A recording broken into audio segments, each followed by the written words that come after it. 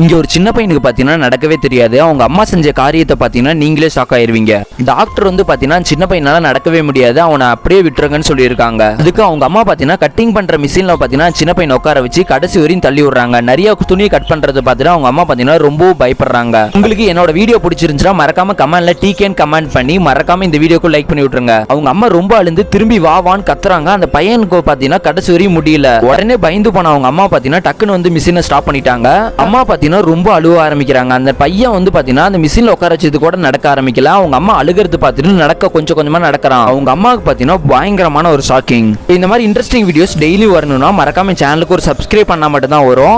Finally பாத்தீங்கன்னா அந்த பையன் கொஞ்சம் கொஞ்சமா நடக்க ஆரம்பிக்கிறான். அவங்க அம்மா பாத்தீங்கன்னா கொஞ்சம் கொஞ்சமா ட்ரைனிங் கொடுக்குறாங்க. ஸ்கூலுக்கு எல்லாம் பாத்தீங்கன்னா அவங்க அம்மாவை பாத்தீங்கன்னா அவங்க ஹெல்ப் பண்றாங்க. அதுக்கப்புறம் பாத்தீங்கன்னா அவங்க பையன் பாத்தீங்கன்னா ரன்னிங் ரேஸ்ல வந்து பாத்தீங்கன்னா 8 கோல்டு மெடல் வாங்கி இருக்கிறான் இப்போ. இதுதான் பாத்தீங்கன்னா ஒரு மோட்டிவேஷனுக்காக தான் இந்த வீடியோ மேக் பண்ணது. ஸோ தேங்க்ஸ் ஃபார் வாட்சிங்.